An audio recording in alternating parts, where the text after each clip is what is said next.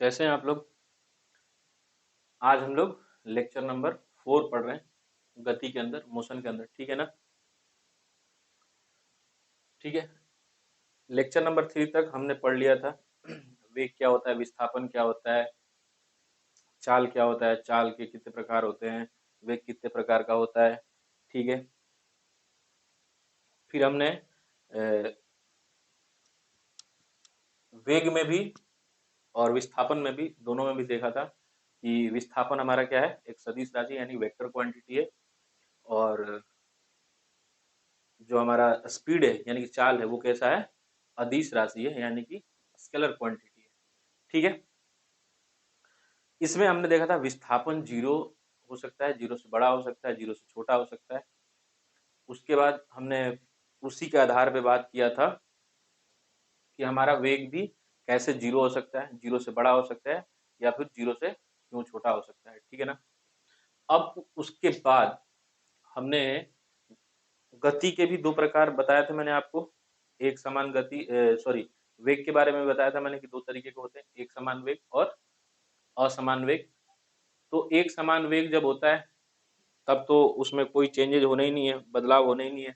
लेकिन जब बदलाव हो रहा है यानी कि गति में परिवर्तन हो रहा है, तो गति में परिवर्तन होने की वजह से मैंने आपको बताया था कुछ कारण होते हैं उसके। ठीक है। उसमें से एक कारण हमारे पास क्या है, एक्सेलरेशन। ठीक है। एक्सेलरेशन है। अब त्वरण के बारे में हम लोग पढ़ने जा रहे हैं। एक्सेलरेशन का हिंदी होता है त्वरण। तो इसका डेफिनेशन से स्टार्ट करते हैं पहले। The rate at which velocity of an object changes is called the acceleration of the object. समय के साथ वेग में परिवर्तन जो होता है, ठीक है, समय के साथ वेग में जो परिवर्तन की दर होती है किसी वस्तु का, उसी को क्या हम लोग बोलते हैं, त्वरण बोलते हैं। ठीक है ना। यानी कि अगर हमको त्वरण निकालना है किसी भी चीज का, तो उसके वेग में परिवर्तन की दर जानना पड़ेगा आपको। ठीक है। तो हमने यहाँ पे लिख लिया, मान लेते हैं v माइनस यू।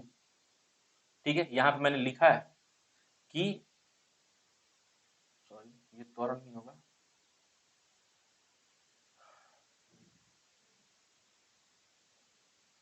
ये अंतिम वेग होगा।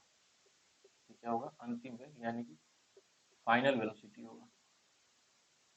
ठीक है। ये फाइनल वेलोसिटी होगा। तो मान लेते हैं हम लोग किसी गाड़ी से चल रहे हैं, गाड़ी चला रहे हैं, ठीक है, और किसी वेलोसिटी से वो प्रारंभिक वेग u के साथ वो चल रही है। प्रारंभिक वेग उसका क्या है, u है। इनिशियल वेलोसिटी उसकी क्या है, u है। फिर हमने एक्सेलेरेटर थोड़ा सा खींचा, तो जब एक्सेलेरेटर खींचेंगे तो क्या होगा, उसके गति में परिवर्तन होगा यानी कि गति बढ़ जाएगी, और जब गति बढ़ेगी तो उस गति को हमने क्या बोल दिया, अंतिम वेग यानी कि फाइनल वेलोसिटी। तो वेग में परिवर्तन कैसे निकालेंगे, वेग में हमारा परिवर्तन क्या हो जाएगा, वेग में परिवर्तन हो जाएगा v माइनस का u, फाइनल माइनस इनिशियल। ठीक है। अंतिम वेग माइनस का प्रारंभिक, अंतिम वेग माइनस का प्रारंभिक वेग कर देंगे तो ये हमारा क्या हो जाएगा, वेग में परिवर्तन आ जाएगा। ये हमारा क्या हो गया, वेग में परिवर्तन। और इसी का हमने क्या बोला, दर। जब हम अभी भी और हमेशा से याद रखेंगे कि जब भी हम कभी रेट की बात कर रहे हो या फिर दर की बात कर रहे हैं, तो दर का मतलब होता है किसी भी क्वांटिटी को, ठीक है, किसी भी राशि को हम लोग किससे डिवाइड करेंगे, टी से। ठीक है ना। दर का मतलब ही होता है कि टी से डिवाइड करना। ठीक है। तो यहाँ पे हमने क्या लिखा, v minus you by T. तो वेग में परिवर्तन की दर को हमने क्या बोला, त्वरण। ठीक है। इसी को हम लोग क्या लिख सकते हैं, अगर हम लोग इसको इधर ले जाके गुणा कर दें तो क्या आ जाएगा हमारा, at बराबर क्या हो जाएगा, v माइनस का u। और इसी को हम लोग लिखें तो क्या लिख सकते हैं, v बराबर u प्लस at। जब u को इधर लेके जाएंगे तो v बराबर क्या हो जाएगा, u प्लस at। तो ये चीज याद रखना है, इनिशियल वेलोसिटी हमारा क्या होता है, ठीक है, और फाइनल वेलोसिटी क्या होता है। फॉर्मूला याद रखना है, v बराबर u प्लस at। हालांकि आगे चल के हम लोग इसको प्रूव भी करेंगे। ठीक है। उसके बाद क्या बोला गया है, acceleration is a vector quantity. त्वरण एक सदिश राशि है। त्वरण कैसी राशि है, सदिश राशि है। मतलब त्वरण निकाल कैसे रहे हम लोग, अगर आप ध्यान से देखें तो ये v बाई टी लिखा हुआ है, कुछ नहीं लिखा हुआ है, v माइनस टी लिखा हुआ है, यानी कि वेग में परिवर्तन का मतलब क्या हुआ, वेग में परिवर्तन हो रहा है, इसका मतलब यही होता है कि वो वेग लिखा हुआ है, ठीक है ना। तो ये वेग है, ठीक है। अब वेग बटे में टाइम लिखा हुआ, ये कैसी राशि है, वेक्टर है, बताया था मैंने पिछले क्लास में, वेक्टर है यानी कि सदिश राशि है। अब सदिश राशि बटे में अदिश हो तो हमको उससे फर्क नहीं पड़ता, हमारा क्या निकल के आएगा, सदिश ही आएगा। मैंने ये भी बताया था कि किसी भी सदिश राशि को जब हम भाग देते हैं अदिश से तो उसमें कोई फर्क नहीं आता है, वो फिर भी क्या रहता है, सदिश ही रहता है। तो त्वरण जो निकल के आएगा वो भी सदिश होगा, ठीक है। फिर आता है मात्रक, कि हमारा मात्रक क्या होगा, एक्सेलरेशन का। तो मात्रक निकालना मैंने सिखाया था, फॉर्मूला के हिसाब से हम लोग सीधे सीधे निकालेंगे। हमारे पास क्या लिखा हुआ है, v बाई टी लिखा हुआ है, तो इसके हिसाब से हम लोग निकाल सकते हैं। v बाई टी है, v के लिए हमारे पास क्या था, मीटर पर सेकंड, अब बटे में फिर से सेकंड आ गया तो क्या हो जाएगा, मीटर पर सेकंड का स्क्वायर या फिर मीटर सेकंड का पावर -2, ठीक है ना।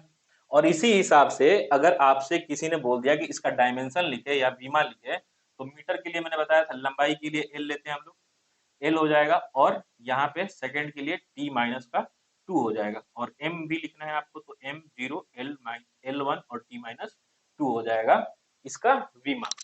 इसका बीमा हुआ ये त्वरण का, ठीक है ना। अब मैंने कुछ चीजें इस पे लिखी हैं जिसको आप ध्यान से देखेंगे तो मैंने क्या लिखा है यहाँ पे, कि हमारा जो त्वरण है वो 0 से बड़ा होता है, ठीक है ना। जो त्वरण है हमारा वो 0 से बड़ा होता है, कब, जब हमारा वेलोसिटी क्या हो रहा हो, बढ़ रहा हो, वेलोसिटी क्या हो रही हो, बढ़ रही हो। ए जो हमारा है वो ग्रेटर देन 0 होगा, कब, जब हमारा वेलोसिटी क्या कर रही हो, यदि वेग हमारा बढ़ रहा हो, ठीक है, यानी कि वेलोसिटी हमारी इंक्रीज कर रही हो, ठीक है। तो एक्सेलरेशन क्या आएगा, पॉजिटिव आएगा, क्योंकि अगर जब हमारी गति बढ़ेगी तो इस फॉर्मूले के हिसाब से अगर हम लोग देखें तो हमारा अंतिम वेग प्रारंभिक वेग से ज्यादा होगा, और जब ज्यादा होगा तो इसमें से इसको माइनस जब करेंगे, यानी कि फाइनल में से इनिशियल को माइनस करेंगे तो पॉजिटिव टर्म आएगा, ठीक है। तो जब पॉजिटिव आएगा तो हमारा ए भी कैसा आएगा, पॉजिटिव आएगा। अब अगर हमारा ए नेगेटिव है, इसका मतलब ये है कि वेलोसिटी क्या हो रही है, घट रही है, वेलोसिटी क्या हो रही है, घट रही है।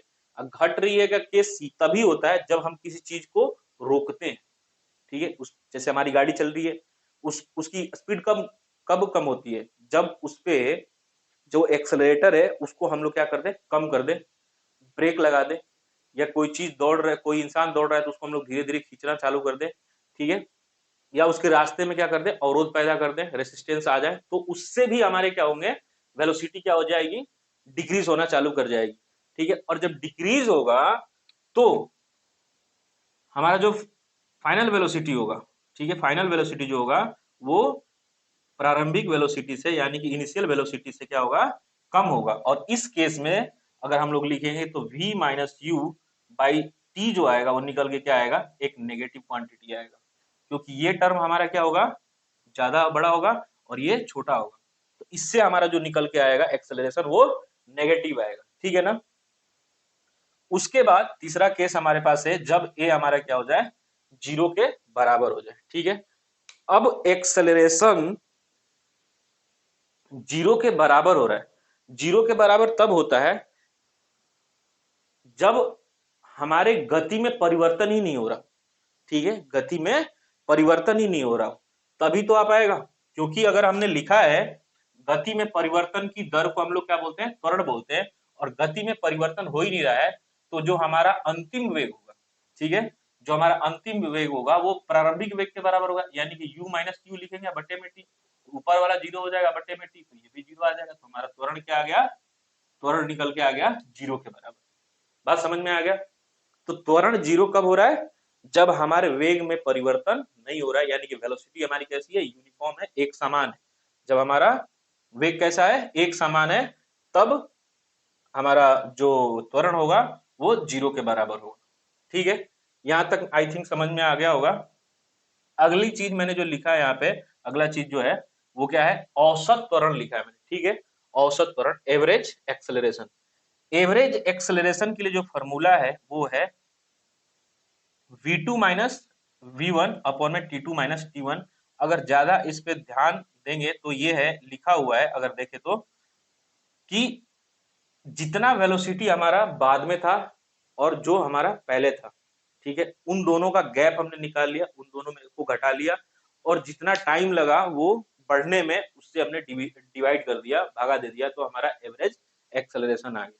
ठीक है, इसका भी यूनिट क्या होगा, सेम होगा, ये भी एक वेक्टर क्वांटिटी होगी, सदिश राशि होगी। ठीक है ना, इन दोनों में ज्यादा फर्क नहीं है, बस फॉर्मूले का फर्क है। ठीक है, अब अगर मैं बात करूं तो हमारा थियरी यहां तक लगभग लगभग कंप्लीट है। अब इसके आगे जो हम लोग पढ़ने वाले हैं ना, ग्राफ्स के बारे में पढ़ने वाले हैं।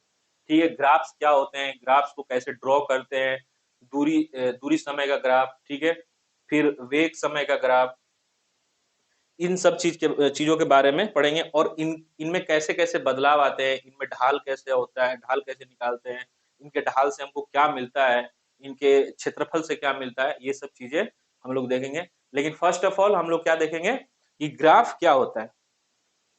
ठीक है, तो ग्राफ का डेफिनेशन मैं अभी लिखवाऊंगा बोर्ड पे। ठीक है, और उसमें कुछ चीजों का डेफिनेशन मैं नहीं लिखवा रहा, क्योंकि मैं नहीं चाहता कि वो सारी चीजें मैं लिखवाता चलूं जो कि बुक्स में दी हुई हैं। आप लोग बुक्स वगैरह अगर थोड़ा भी हिंट लेकर अगर पढ़ते हैं उसको साथ में, तो आई थिंक पूरा क्लियर हो जाएगा। लेकिन मैं यहाँ पे समझाऊंगा फुल्ली, उसमें कोई डाउट नहीं है, मैं अच्छे तरीके से ग्राफ को समझाऊंगा। ठीक है, और ग्राफ का डेफिनेशन, उसमें कैसी कैसी चीजें होती है, वो सारी चीजें मैं अभी डिस्कस करूंगा यहाँ पे। अब हम लोग जानेंगे ग्राफ्स के बारे में। ठीक है, तो पहली बात तो ये कि ग्राफ अगर हमको बनाना है ना, तो हमको क्या बनाना पड़ेगा, एक स्केल हो, या फिर आप यूं बोल सकते हैं कि किसी भी ग्राफ को बनाने के लिए पहले हमको क्या चाहिए, एक्सेस की जरूरत पड़ती है। एक्सेस क्या मतलब कि जैसे कि हमारा ये हो गया, इसको हम लोग एक्स एक्सिस बोलते हैं, वाई एक्सिस बोलते हैं, अगर हम लोग निर्देशांक ज्यामिति पढ़ते हैं तो। लेकिन जब हम लोग बात कर रहे हैं फिजिक्स की, और खास तौर से उसमें फिजिक्स में क्या हम लोग यूज करने वाले हैं, दूरी और समय को। ठीक है ना, तो इस एक्सिस पे मैंने क्या ले लिया, टाइम ले लिया। इस एक्सिस पे हमने क्या ले लिया, डिस्टेंस ले लिया। ठीक है, ठीक है ना, इधर हमारा डिस्टेंस हो गया। जो वर्टिकल लाइन होती है ना, ऊर्ध्वाधर जो लाइन होती है, रेखा होती है, इस पे हम लोग लेते हैं डिपेंडेंट राशि। ठीक है ना, जो किसी और पे निर्भर है उसको लेते हैं। और अगर हम लोग बात करें, एक क्वेश्चन आ सकता है कि क्यों हम लोग टाइम को यहाँ पे ही लेते हैं, और किस राशि को हम लोग इस लाइन पे लेंगे, इस एक्सिस पे लेंगे। तो जो राशि, जो क्वांटिटी क्या हो, इंडिपेंडेंट हो, तो उसको हम लोग किस पे लेंगे, एक्स वाले पे लेंगे, यानी कि होरिजेंटल वाले पे लेंगे। और जो डिपेंडेंट होगी, यानी कि निर्भर करने वाली राशि जो है, वो उसको हम लोग किस पे लेंगे, वर्टिकल पे, यानी कि ऊर्ध्वाधर वाले पे लेंगे। तो डिस्टेंस जो है वो किस पे निर्भर कर रहा है, निर्भर करने वाली है, इसलिए हम लोग इधर की तरफ ले रहे हैं, टाइम पे निर्भर कर रहा है। ठीक है ना, जितना टाइम ज्यादा लगेगा या फिर टाइम के हिसाब से डिस्टेंस कवर होगा, इसलिए हमने टाइम को इधर ले लिया और डिस्टेंस को इस पे ले लिया। ठीक है ना, ठीक है, तो इसमें अलग अलग तरीके के, अब इसमें दूसरी बात क्या आती है, जैसे कि हमने एक्सिस तो चूज कर लिया। ठीक है, एक्सिस चूज करने के बाद अब हमारे पास आता है कि अब ग्राफ बनाएंगे कैसे। तो एक्सिस हमने चूज कर लिया, उसके बाद क्या करेंगे, एक स्केल चूज कर लेंगे। स्केल चूज करने का मतलब क्या हुआ, जैसे कि हमारा ये क्या हो जाएगा, ओरिजिन यानी कि मूल बिंदु हो जाएगा, यहाँ पे 0 0 है, यहाँ पे ना तो टाइम है और ना ही तो दूरी है। ये ऐसा पॉइंट है जहां पे समय और दूरी दोनों ही 0 है। ठीक है ना, इसके आगे मैं अगर इधर बढ़ता हूं तो ये हो सकता है 5 सेकेंड, मैंने मार्किंग कर लिया अपने हिसाब से, ये 5 सेकेंड है, ये क्या हो गया हमारा 10 सेकेंड हो गया, यहाँ से ये 15 सेकेंड हो गया, ये हमारा कितना हो गया 20 सेकेंड हो गया। ठीक है ना, ऐसे ही आगे चलते रहेंगे, मैंने अपना स्केल अपने हिसाब से चूज किया है। ठीक है, दूरी का जो है स्केलिंग मैंने कर लिया, ये हमारा 5 मीटर हो जाएगा, ये हमारा 10 मीटर हो जाएगा, ये 15 मीटर हो गया, ये 20 मीटर हो गया। ठीक है, अब जो पॉइंट हमने ड्रॉ किया, मान लीजिए कि कोई पॉइंट हमने ड्रॉ करना चाहते हैं, जैसे कि दूरी हमने ले लिया 5 मीटर, किसी टाइम पे दूरी हमने ले लिया 5 मीटर और समय ले लिया 5 सेकेंड, तो इन पॉइंटों को जोड़ना पड़ेगा। ये वो पॉइंट है जहां पे समय कितना है, टाइम कितना हो गया हमारा 5 सेकेंड, और जो डिस्टेंस है, जो दूरी है, ठीक है, वो कितनी हो जाएगी 5 मीटर। ये वो पॉइंट, ठीक है। वैसे ही हम लोग क्या कर सकते हैं, सबके लिए पॉइंट निकाल सकते हैं। समझ में आया?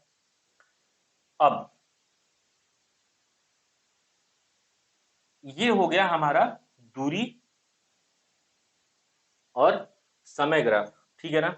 अब ऐसे ही ऐसे हमारे पास क्या होंगे, अलग अलग तरीके के ग्राफ होंगे। अब जैसे हमारे पास यहाँ पे दूरी दिया हुआ है अलग अलग टाइम पे, जैसे हमारे पास एक चार्ट बना हुआ है, ऐसे अगर दे दे कोई डिस्टेंस का, ये हमारे पास डिस्टेंस हो गया यानी कि दूरी हो गया, ये दूरी हो गया, और यहाँ पे समय आ गया यानी कि टाइम आ गया। अब अलग अलग टाइम पे यानी कि 5 मीटर पे, ठीक है, ये 5 सेकेंड था, तो 10 मीटर पे ये 10 सेकेंड हो गया, ये 15 पे 15 सेकेंड हो गया। अगर हमको बनाना हो, अगर प्लॉट करना हो तो कैसा बनेगा ग्राफ हमारा, ऐसा कुछ बनेगा।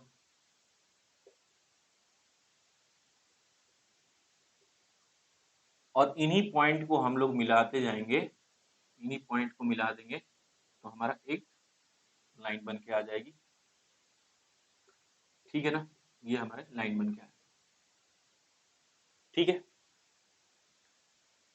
तो ऐसा ग्राफ हम लोग बना सकते हैं, ठीक है ना। तो ये हमारे पास क्या हो गया, एक ग्राफ हो गया। इसके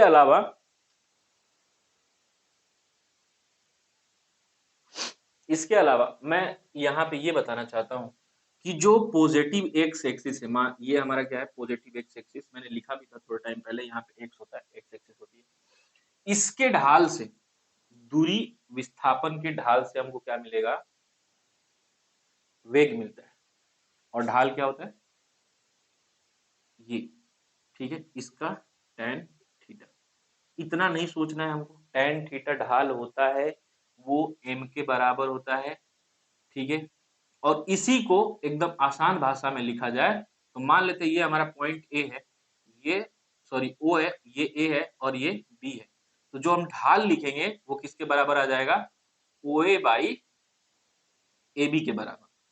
तो हर पॉइंट पे अगर मैं ढाल निकालना चालू करूं तो यहाँ से इतनी हमको तो पता ही है और ये हमको पता है, तो क्या आपको दिखाई दे रहा है कि यहाँ पे भी थीटा होगा, यहाँ पे भी थीटा होगा।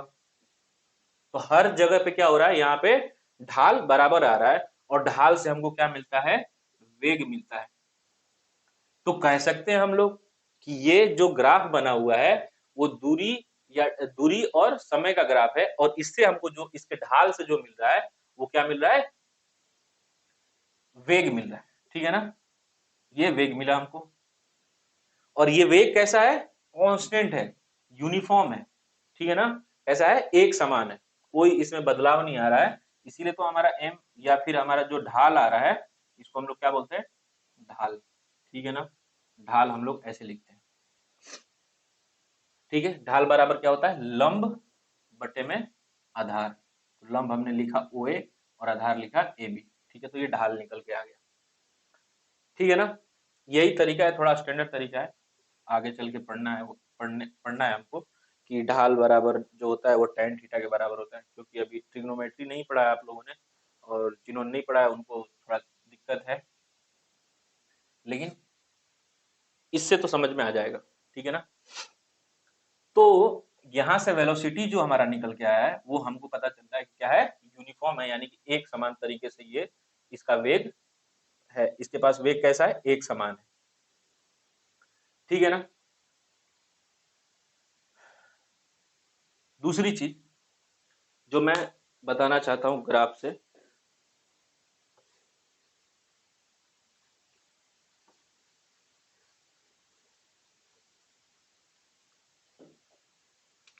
एक ग्राफ मैं ऐसा बना रहा हूँ, इसमें मैंने ये टाइम लिया है और इधर मैंने डिस्टेंस लिया यानी कि दूरी लिया, ठीक है ना। अब यहां पे मैंने एक ऐसा ग्राफ बना दिया। ग्राफ कैसा है, टी के यानी कि टाइम के पैरेलल आ गया है। यहाँ पे समय तो बढ़ रहा है, यहाँ पे 0 था समय, लेकिन धीरे धीरे समय बढ़ते जा रहा है, लेकिन इसके स्थिति में कोई परिवर्तन नहीं है। स्थिति तो ऊपर की तरफ जाएगा तब बदलेगा, दूरी तो ऊपर जाएगी तब ना। समय तो इधर की तरफ है और दूरी ऊपर की तरफ है। अगर दूरी में परिवर्तन ही नहीं हो रहा है, इसका मतलब क्या हुआ, ये क्या कर रहा है, खड़ा है एक ही जगह पे, ठीक है ना। इसका मतलब क्या है, वो चल ही नहीं रहा है, ठीक है ना। यानी कि इसकी वेलोसिटी क्या है, 0 है, ठीक है ना। इसकी वेलोसिटी क्या आ जाएगी, 0। यानी कि इसका जो ढाल आएगा वो किसके बराबर हो जाएगा, 0 के बराबर हो जाएगा, ठीक है ना। तो इसका ढाल क्या होगा, यहाँ पे 0 के बराबर होगा, ठीक है। फिर एक मैं ग्राफ बना रहा हूं, ये सारे ग्राफ अपने कॉपी में अच्छे तरीके से लिखना है, क्या हो रहा है, कब कैसे चल रहा है। एक ग्राफ मैं ऐसे बनाता हूं, अभी भी ये डिस्टेंस का ही है, एक्सिस अक्ष, और ये टाइम का है, ठीक है ना। अब समय के साथ साथ अगर हम लोग देखें तो ढाल में परिवर्तन आ रहा है, ठीक है, ढाल बढ़ते जा रहा है। एक समय ऐसा हो जा रहा है कि ये क्या हो जा रहा है, लंबवत हो जाएगा एक समय पे। तो जब लंबवत हो जाएगा, तब जब लंबवत हो जाएगा तब हमारे पास आधार होगा ही नहीं, आधार हमारा होगा ही नहीं। तो हमने जो लिखा है ढाल बराबर, ढाल बराबर हमने क्या लिखा था,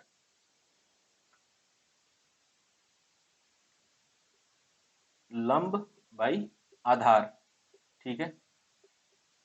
अब आधार हमारा कैसा हो गया, 0 के आसपास, 0 हो गया। और जब 0 हो जाएगा तो किसी भी नंबर के बटे में जब 0 होता है तो वो किधर क्या हो जाता है, इन्फिनिटी हो जाता है, यानी अनंत हो जाता है। तो उसका ढाल क्या हो जाएगा, अनंत हो जाएगा। समझ में आया। तो यहाँ पे क्या हो रहा है, एक यूनिफॉर्म नॉन यूनिफॉर्म वेलोसिटी के साथ ये बढ़ते जा रहा है, ठीक है। और लास्ट में क्या हो जाएगा, वेलोसिटी इसका अनंत की तरफ चलने लग जाएगा, ठीक है ना। तो ये फोटो आ गया, हमने ग्राफ देख लिया। उसके बाद मैं अब बनाऊंगा ग्राफ वेलोसिटी और टाइम का, ठीक है। इसको अच्छे से नोट करते रहें।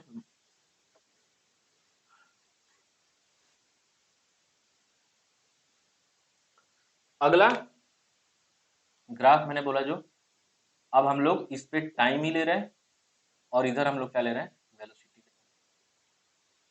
ठीक है ना। और हमारे पास एक ग्राफ बन के आया, एक हमारे पास डाटा था, ठीक है। उससे हमने क्या निकाल लिया, एक ग्राफ बना के निकाला, जैसे कि हमारा ये ग्राफ आ गया, ठीक है। ये हमारे पास जो लाइन है इसका हम ढाल निकालेंगे। ये क्या बता रहा है, इसके हर पॉइंट पे एक्सेलरेशन है, इसके हर पॉइंट पे। जैसे हमने दूरी वाला लिया था, अगर यहाँ पे दूरी होता और समय होता तो इस लाइन पे जो भी पॉइंट होता वो क्या होता, वेग होता। उसी हिसाब से हमारा इस लाइन पे जो भी पॉइंट होगा वो क्या होगा, त्वरण होगा, ठीक है ना। तो अगर हम लोग देखें तो यहाँ पे थीटा जो लिखा हुआ है, इसके लिए हम लोग क्या लिख सकते हैं, मान लेते हैं ये पॉइंट है, ओ है, ए है और ये बी है। तो इसका जो ढाल होगा, ठीक है, इसका हम जो ढाल लिखेंगे वो किसके बराबर आ जाएगा, ए बी बाई ओ ए, ठीक है। ये ढाल आया और इसके ढाल से हमको क्या मिलेगा भाई, त्वरण मिलता है। क्या मिलता है, त्वरण। ढाल से क्या मिलेगा, त्वरण मिलेगा। इसके क्षेत्रफल से जो हमको मिलता है, इसका अगर हम लोगों ने क्षेत्रफल निकाल दिया तो इससे जो मिलेगा, जैसे कि ये पॉइंट, ठीक है, और दे दिया, जैसे ये टाइम टी पे, टी टी1 पे ये हो गया हमारा टी1 है और ये हमारे पास टी2 है। अगर हम जानना चाहते हैं कि टी1 पे कितना दूरी तय किया, ठीक है, तो दूरी तय करने का मतलब क्या हुआ, ज्यादा कुछ नहीं करना है हमको, सीधे सीधे हम लोग इस त्रिभुज का क्षेत्रफल निकाल लेंगे। टी1 पे पूछा है तो त्रिभुज ये, क्योंकि ये लंब है, एक समकोण त्रिभुज है, ठीक है, राइट एंगल ट्रायंगल है, तो इसके लिए त्रिभुज का क्षेत्रफल, त्रिभुज ओ ए बी का हम लोग लिखेंगे तो क्या हो जाएगा, हाफ आधार, यानी कि ओ ए इंटू क्या लिख सकते हैं, ए बी, हाइट। और यहाँ से आधार हमारा क्या है, यहाँ से लेकर के यहाँ तक के बीच में क्या है हमारा, ये T1 है। और ये हमारा मान लेते हैं कि हमारे पास V1 था, क्या था, V1 था, और ये हमारे पास V2 था। तो क्या हो जाएगा, हाफ T1 इंटू V1, ये हमारा क्या हो जाएगा, विस्थापन हो जाएगा या फिर दूरी हो जाएगी। ठीक है, वैसे ही अगर हम लोग इस पूरे ट्रायंगल की बात करें, बड़े वाले की,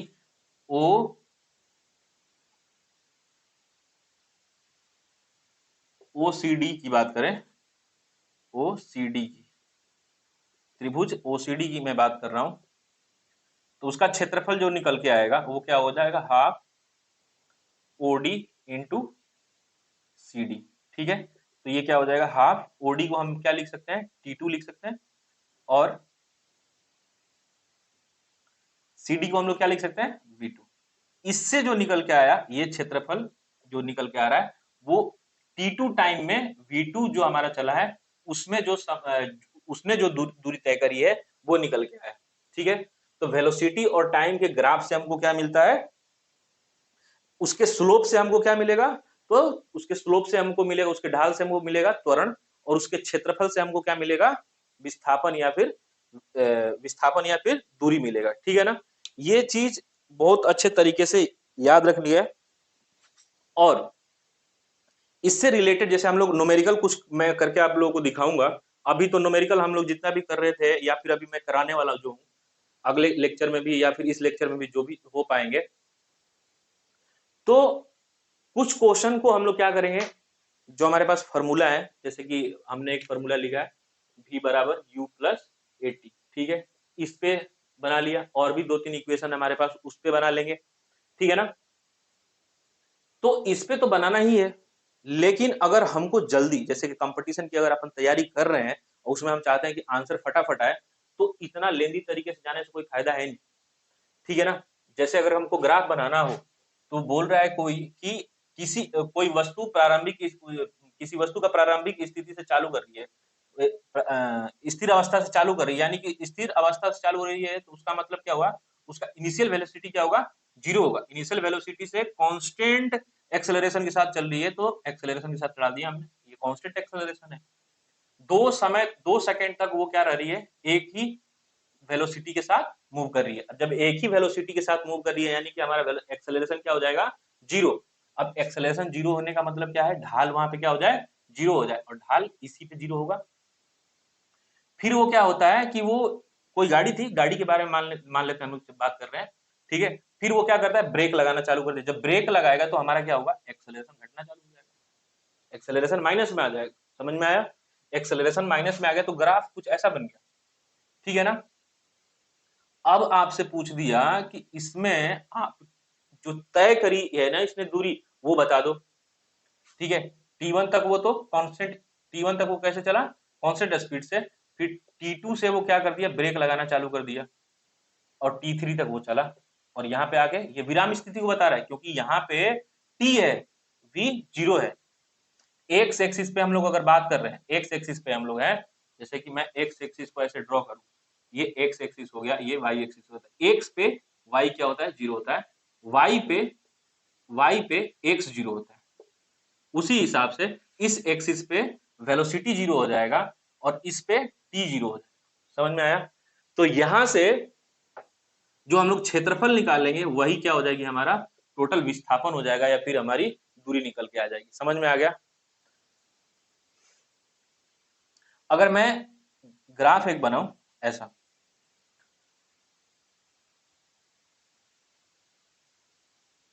एक ग्राफ ये हो गया, अच्छा ये वेलोसिटी के लिए है, और ये टाइम के लिए। फिर एक मैंने ग्राफ बनाया,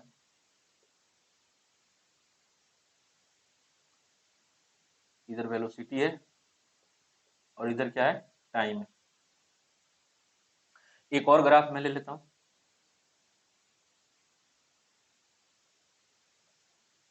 एक और ग्राफ ले लेते हैं। ग्राफ समझना बहुत जरूरी है, मेरा हिसाब तो यही कहता है, कि ग्राफ जो जानता है वो क्वेश्चन कर लेगा। और ग्राफ का कंसेप्ट बहुत शानदार है। मैं अलग अलग टाइप के ग्राफ ले रहा हूँ, और सारे ग्राफ को मैं समझाता हूँ। ठीक है, पहले ग्राफ के बारे में समझते हैं। मैं समझाते जा रहा हूँ, इस इसकी जो चीजें जो आपको समझ में आ रही है, मैं जो समझा रहा हूँ उसको क्या करना है, अपने हिसाब से नोट कर देना है इस ग्राफ के नीचे, ठीक है। इस ग्राफ के नीचे जो इसके बारे में मैं समझाऊंगा, इस ग्राफ के बारे में जो मैं समझाऊंगा, ठीक है ना। अब यहाँ पे क्या हो रहा है, वेलोसिटी, किसी वेलोसिटी, पहले इनिशियल वेलोसिटी तो 0 है, ठीक है। अब क्या हो रहा है कि ये धीरे धीरे पहले बढ़ रहा है, बढ़ते जा रहा है, बढ़ते जा रहा है, कुछ समय के बाद एक पीक पॉइंट पे पहुंच रहा है, एक अधिकतम ऊंचाई तक पहुंच रहा है, उसके बाद क्या हो रहा है, लग रहा है आपको कि नीचे की तरफ आ रहा है और कहीं जा करके क्या हो जाएगा, टी एक्सिस पे, टाइम वाले अक्ष पे जाके मिल जाएगा। तो वहां पे वेलोसिटी हमारी क्या हो जाएगी, 0 हो जाएगी। और यहाँ पे क्या हो रहा है, पहले अगर मैं देखूं यहाँ पे तो ये डिक्रीज हो रहा है, ये क्या हो रहा है, डिक्रीज हो रहा है, एक्सेलरेशन क्या हो रहा है, डिक्रीज हो रहा है, ठीक है।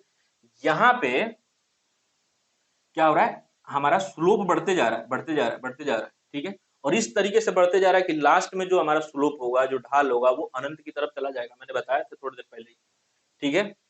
तो ये ढाल किधर की तरफ जा रहा है, अनंत की तरफ, और अनंत जब आ रहा है तो यानी कि हमारा जो त्वरण निकल के आएगा वो भी अनंत हो जाएगा।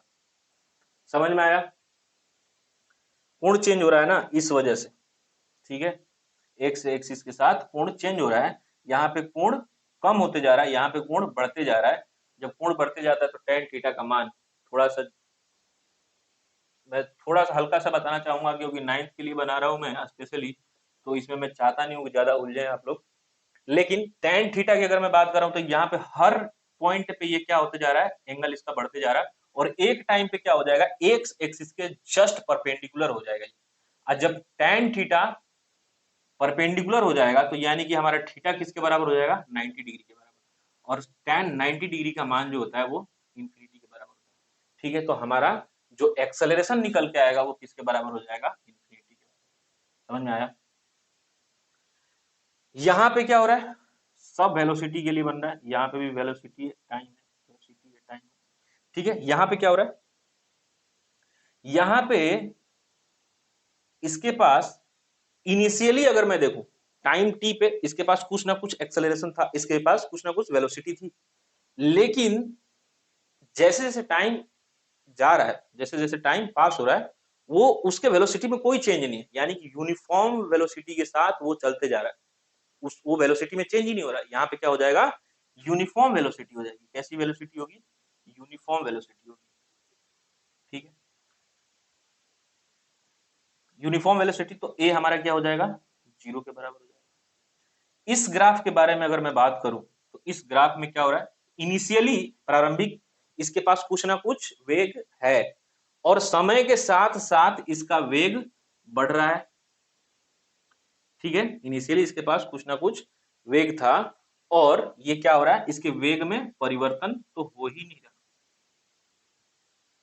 थीटा है, अगर यहाँ पे भी अगर ड्रॉ करेंगे तो ये भी थीटा होगा। तो एक्सेलरेशन तो एक्सेलरेट हो रहा है, लेकिन यूनिफॉर्मली एक्सेलरेट हो रहा है, ठीक है। और इसके पास इनिशियली कुछ ना कुछ वेलोसिटी है, ठीक है ना। यहाँ पे अगर हम लोग देखें तो यहाँ पे इसका एक्सेलरेशन डाउन होते जा रहा है, ठीक है। और एक टाइम पे इसका वेलोसिटी क्या हो जाएगा, 0 हो जाएगा। तो ये अलग अलग तरीके के ग्राफ थे, ठीक है, जिससे हम लोग, जिसके बारे में हम लोगों ने देखा अभी, ठीक है। और मेरा हिसाब किताब तो यही कहता है कि अगर आप लोग अच्छे तरीके से ग्राफ अगर बनाना जान जाते, ग्राफ के बारे में आपको जो समझाया, मेरे हिसाब से इसको ना, एक इस वीडियो को एक या दो बार तो देखे ही देखे, क्योंकि इसमें ग्राफ वाला जो आइडिया मैंने दिया है ना, ये बहुत शानदार है। और जिस बच्चे को 9th क्लास में अगर अच्छे से ग्राफ समझ में आ जाता है, वो आगे चल के भी क्वेश्चनों को अच्छे तरीके से कर पाता है, ठीक है ना। अभी इसमें भी हम लोग करेंगे, देखेंगे, क्वेश्चन करेंगे तो समझ में आप लोगों को आ जाएगा कि ग्राफ कितना इंपॉर्टेंट है अपने लिए, ठीक है ना। अब हम लोग अगले टॉपिक की तरफ बढ़ेंगे, जिसमें हम लोग जो हमारे गति के समीकरण है उसके बारे में हम लोग देखेंगे, ठीक है ना। तो गति के समीकरण के बारे में अब हम लोग देखेंगे, और गति का जो समीकरण है उसको प्रूव भी करेंगे। गति का जो इक्वेशन वाला जो हमारा कंसेप्ट है और जो हमको प्रूव करना है वो काफी लेंदी है, तो इस लेक्चर में तो हम नहीं कर सकते क्योंकि वीडियो हमारा क्या हो जाएगा, काफी बड़ा हो जाएगा, इसलिए हम लोग नेक्स्ट लेक्चर में इसको करेंगे, लेक्चर नंबर 5 में, ठीक है। और लेक्चर नंबर 5 में इस कंसेप्ट को जो हमारे प्रूव करना है उसको प्रूव करने के बाद न्यूमेरिकल्स जितने हो सकते हैं यहाँ पे उतने कराए जाएंगे, ठीक है, तो नेक्स्ट लेक्चर में जो भी हमारे पास टाइम बचेगा उसमें हम लोग सिर्फ उसको प्रूव करने के बाद सिर्फ और सिर्फ न्यूमेरिकल करेंगे, ताकि अंडरस्टैंडिंग जो है अपनी बहुत शानदार बन सके। क्योंकि फिजिक्स अगर है कुछ तो वो सिर्फ और सिर्फ मैथ है, और मैथ का मतलब ये है कि उसमें न्यूमेरिकल है। मैथ का मतलब ये नहीं है कि आपको जोड़ घटाव करना है, लेकिन न्यूमेरिकल है, और न्यूमेरिकल बहुत शानदार तरीके से उसको सॉल्व करना सीखना जरूरी है सबको ही। ठीक है ना, क्योंकि कंपटीशन में भी न्यूमेरिकल आता ही है, और 9th क्लास में तो है ही, 11th क्लास में जाएंगे तो 11th क्लास में भी न्यूमेरिकल भर भर के दिया हुआ है। तो अभी से पढ़ते हुए अगर अच्छे से चलें तो बाकी जो हम लोग बाद में पढ़ेंगे तो वो तो अपने लिए इजी हो जाएगा। अगर अभी समझ नहीं बनेगा तो फिर बाद में भी दिक्कत होगी। ठीक है, तो मिलते हैं नेक्स्ट लेक्चर में। Thank you.